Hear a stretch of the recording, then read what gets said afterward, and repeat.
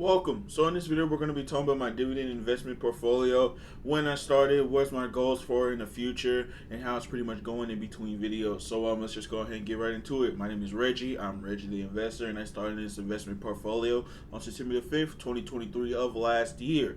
I deposit $200 each and every month, $100 on the 8th, and $100 on the 23rd of each and every month. Today is February 21st, so 24th, so I've already made my contribution to the portfolio yesterday of $100, which brings my net worth to the portfolio at $1,313.96. Right before we go ahead and get right into all my investments, I do want to say I appreciate every single one of you guys for subscribing and hitting the like button. And if you got any questions for me or critiques on my portfolio, leave it in the comments below, and I'll greatly appreciate it. But moving on from there, let's go ahead and get right into the portfolio. So, like I said, it's been a few months since I started investing, dividend investing, of course. Just to tell you about the gains my portfolio has seen, I've earned a total of $6.67 in earned dividends from starting this portfolio. Also, I'm in the green on this portfolio since I started investing 23.03%, which shows $108.76 in market gains, unrealized market gains. I don't really look at that statistic very often because I don't plan on selling any of these companies unless my thesis change or something happens where I need to get out, or I find a better investment for said investment that I'm already invested in. All right. So going right into the holdings, I hold a total of 16 different positions or 16 different holdings. 3 of those holdings are ETFs and the rest are individual stocks. As you can see here, you can see the amount of shares I hold in each and every stock. My average share price for each and every stock, and my cost basis for each and every stock. So if you want to pause the video, check out what I'm green on, what I'm red on. Go ahead, take your time, and yeah, we're gonna go ahead and move on to some of the things that have changed in the portfolio over time, so on and so forth. Right before I do that, I do want to show you the buy orders that I have done over the past few months of 2024. This is my most recent buy order of $114. I bought into these 7 different companies at the time on the 9th of February. So this was my most recent buy order, and in my oldest buy order in February right now, I did sell out of JP Morgan stock. That was a stock I didn't feel like I was going to hold for the long term. I still think it's a pretty alright investment. My thesis has changed on it, so if you want to go check out why I sold it, go check out my most recent video right before this one, so on and so forth. Alright, and these are the few stocks that I did buy into as well. But other than that, those are the few buys that I've also earned. This was one I did in January. Not all the time I put them in my YouTube shorts, so I do show them on my long form video showing you guys what I have bought previously. So yeah, check out my most recent videos and you can see each and every time I buy something.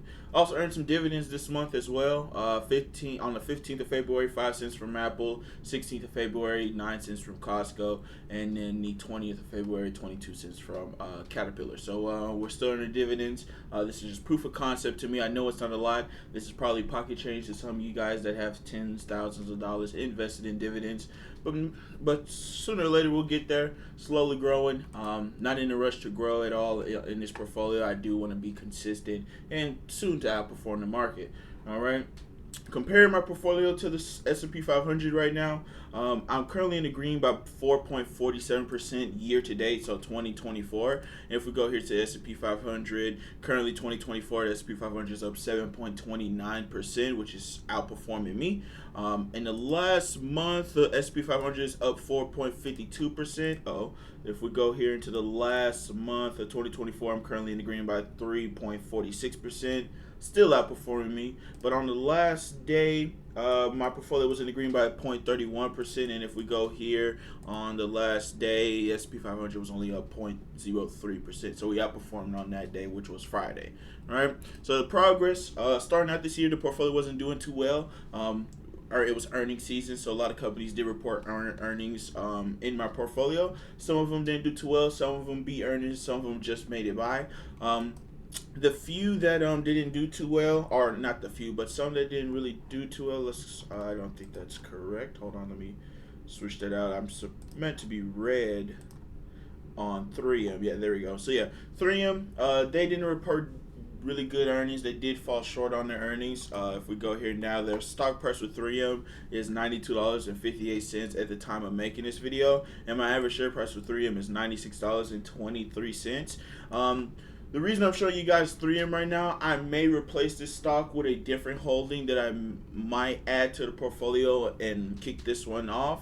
My thesis has kind of changed on 3M. I thought 3M was going to be able to kind of, well, I still think the financials can recover. It's just that the company as a whole right now isn't providing the, I won't say the gains, but it's not within my investment strategy. Let's say it like that, right? I'm looking for dividend stocks that continuously grow, compound over time, and reinvest in themselves, have a high ROCE, very low debt, or if it does have high debt, they're actively paying down on said debt. And 3M had the issue where they got a $7-8 billion lawsuit with the earplugs failure that they had for the military. Then the CFO dropped down, and then earnings aren't showing too well. So 3M was down 17-20% overall. So I did buy into it at the time. Because at the time I didn't find the stock that I may invest in, which I'll show you guys here in a second. But right now I'm going to hold off on reinvesting into 3M right now, do some more research, some analysis on said stock. And if you got anything to add to it, please put it in the comments down below, right? So I'm going to go ahead and show you really quick, pull it over here from another tab. We don't do any editing on this channel, just to let you know that now. So this is Qualtrim. This is a app that I use that's made by Joseph Carlson, another pretty decent decently sized dividend investor and YouTuber on YouTube. I kind of watch his videos, put me in the mindset to start dividend investing, so on and so forth. And I think his product is actually pretty good, and it's very understandable for me to see, right? Visually understandable. So these are some of the stocks that I have on my watch list right now that I may add to the portfolio. Right now is not the time I'm going to be adding these stocks because they're kind of in a high price range. As you can see, this dip finder, everything is up over 10% right now. So the stock that I may replace 3M with right now is going to be Fastenal. I hope I pronounced that correctly. Fastenal has been a very consistent outperformer of the S&P 500 in the last 5-10 years. If we go ahead and see the price growth, year to date right now they're up 13%. Also in the last year they're up almost 40%. Last 5 years they're up almost 130%. And in the last 10 years they're up 213%. Compared to S&P 500, if we just go back to the 5-year mark, which is 129, go back here to this tab here and go for the last 5 years. 129 compared to 81%, as you can see, is consistently beating S&P 500. And then I also have it here using Seeking Alpha to show you guys the chart, if that's something that you're very interested in, showing how Fastenal has outperformed S&P 500 price wise, right? So why am I not pulling the trigger on this company just because it has outperformed S&P 500? Right now, Fastenal's at an all-time high at $72.18. It is at a $41 billion market cap. Right now, forward PE right now is at 33.56%, or not percent, points. You can call it, and then the trailing PE right now is at 35.73 points, I guess you can call it, right? That is kind of a high evaluation right now that I see as well, and it also has a 3% free cash flow yield. That is kind of high as well for this for where I want to get started investing into this company. Free cash flow isn't too bad. They are growing their cash flows. They do have these moments where cash flows do spike up. But I'm looking at the financials recently, and I don't really see where the stock-based comp has came from or where it went to. So I'm gonna have to do a little bit more analysis on that. If you do know by chance, put it in the comments below. It will be greatly appreciated, and it'll help me out on doing my research, right? So yeah. Only thing that I see right now that's catching my eye is the stock-based comp that they fulfilled in 2023. Other than that, right now it's not doing too bad. Free cash flow per share, not adjusted for stock-based comp, is $2.21, and then free cash flow per share adjusted for stock-based comp is $1.58, and then we see in 2020 where it had that spike at $1.62, right? So this company does have a lot of spikes. It is an industrial company, pretty much an industrial provider that does a little bit of tech as well, where they allow you to log when a product, for example, if you need a screwdriver, right? There's a vending machine that you get the screwdriver off of. It tells you who got it, who got it, when they got it, where they got it, and sometimes even why they got it. So I think that's very cool of them as well. something a little bit different from other competitors that they do have. Moving down here, I'm not really worried about net profit or net income at the moment. Earnings per share has been growing consistently. As you can see, in the last 10 years, up 10%. Also, in the last 2 years, is up 12%, so on and so forth.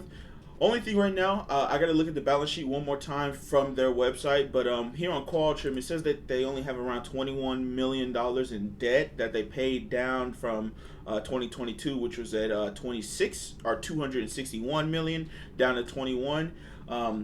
I don't think that is correct. I just gotta double check because also, what is this called? Seeking Alpha says something a little bit different. If we just go to their financials and then their balance sheet, we can see here if we go down. Okay, hold on, give it a second. It's loading. Like I said, I don't do any editing on this channel. This is pretty much raw footage coming from me.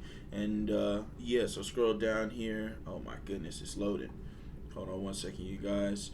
So yeah, total debt right now says 535 million in total debt, which was previously in 2023. But it seems like they did buy down a large chunk, total of almost 300 million, from 802 million to 535 million, roughly around 300. So they are buying down debt slowly but surely. That's a good thing that I see in this company. They're not holding on to debt, increasing their debt. They did increase on 2019 to 2020, but then they decreased right back down. They did increase again on 2020, but then they bought right back down, right? I do have to see the reasons on why they did increase that debt, so on and so forth, but they're at least trying to pay down on their debt, right? Dividend, they've been consistent on paying on dividends, growing dividends around 12% every year, it seems like. These spikes in dividends are special dividends. I've already seen that in their what's it called? Investor presentation, I think you call it. So when they did this special dividend in 2020 where it was 40 cents, that's what that was. And then they slowly grew to their 40 cents number. Now they're paying around 39 cents per share in earned dividends on a quarterly basis, right? They do have a high ROCE. Not bad at all. It rarely goes under 25%. These are some low years back in 2003, and then the most recent one right now is in 2009. So right around that recession area, right before and right around that recession area, the Great Recession happened. So they're not doing too bad in recession. I want to say they were recession proof. If we go to their revenues right here, around that 2007, 2008, they were growing earnings, but then they did have a dip in 2009. Or revenue, sorry. But ever since then, they have been consistently growing their revenue, so on and so forth, right? So now the shares outstanding, they have been buying down in shares. Sometimes they do just leave it flat. It's not consistent share buybacks, but they do buybacks in shares fairly often, you can say. That's one thing that's kind of pulling me away from investing into this company because I'm pretty sure, if I can remember correctly, all the stocks that I do currently invest in do share buybacks of some sort on a very consistent basis. Right here with Fastenal, they don't really have very consistent in the later year. In the later years, they didn't really have consistent share buybacks. So I'm gonna have to see their share buyback program if they even have one. But other than that, share buybacks aren't too bad. At least they're not increasing shares dramatically, but they are going out, which is a green flag to me, right? So only thing I'm really waiting on is just to get an understanding on how much debt they have, how much they have been paying off in debt. Also, are they consistently going to be growing their free cash flows over time, and then understand where the stock-based comp came from. But other than that, Fastenal does look like a pretty decent company. If you have any critiques on it, any information I can go look up, and bullish or bearish, I don't mind. I'd rather see more bearish and bullish and get a better understanding on everything. But other than that, that's pretty much the only company that I possibly will be adding to the portfolio. So cut to shorten up this video a little bit more. That's the only thing in this portfolio that's been happening that has caught my attention and I may possibly do in the future. The other stock that I'm currently red on right now is Lockheed Martin. Lockheed Martin just they reported earnings. I think they did surpass earnings. I know they came into the year starting off red, but when they released earnings, they started coming back up. So right now, this average share price, or the current share price for Lockheed Martin is $431. My average share price is $434. So I may be investing a little bit of my cash that I have here, my buying power, $202 into Lockheed Martin. Not a large amount, just get that dollar cost average down. But other than that, my portfolio has been doing well. No issues out of my dividend ETFs. They've been consistently growing. I do know these dividend ETFs, two of these dividend ETFs do contradict each other, VOO and SPY. Sooner or later, I'll come up with a decision on which one I want to sell, but right now I'm just going to hold both of them because I did add them when I first started investing. So they're just going to stay there right now. They're both growing at pretty much the same rate. My finance section of my portfolio is doing pretty well. Haven't really invested much into these at the moment because they have been growing so fast and consistently in the last 3 months of last year till now.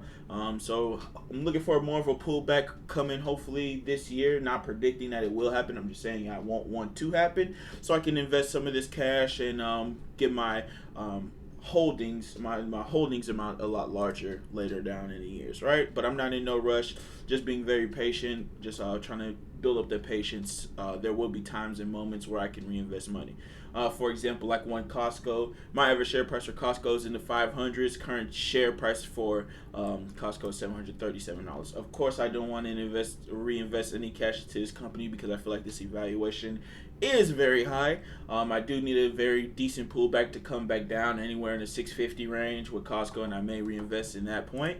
But right now I'm holding off investing in Costco. I've done a little bit of investments into Home Depot. But with my consumer slice of my portfolio, I have no issues there. I'm going to continue to reinvest into those two holdings there. I don't plan to add any more consumers. I think I found the best of the best. But other than that, moving on to tech. My tech, same thing about my finances. These guys have been pretty much, other than Apple actually, have been pretty much on the tear the last 3 months.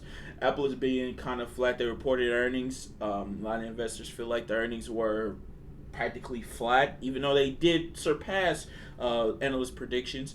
Not surpass, but they did over analyst predictions. It wasn't enough for investors to reinvest more into the company. I think on the day they reported, it only went up 1-2%. So right now I'm barely in the green by Apple. So if it comes down to that 170 range, I most definitely will invest some more money into it. My average share price right now is $181, and the current share price for Apple is $182. So yeah, if it drops down a little, I want it to come down a little bit more under my average share price, and I'll invest decent size into Apple. But other than that, that's my tech section or my tech slice of my portfolio. And in my real estate slice, only one I got in here is Vici. I don't think I'll be adding realty income to my portfolio. I know I talked about it in one of my my older videos about adding realty income. Stock ticker O, if I'm not pronouncing that correctly. Yeah, it is a very diversified REIT. I do feel like in times where it is rough, I feel like it will underperform my portfolio. The same thing that 3M is doing to my portfolio right now, bringing my portfolio down in percentage-wise. But other than that, I think Vici is a very strong company. It has been flat so far this year. My average share price right now for Vici is $29.11, and the current share price for Vici is $30.05. So, yeah, I'm going to keep reinvesting into Vici. This is pretty much going to be the highest dividend payer I do have it in my portfolio since it is a REIT.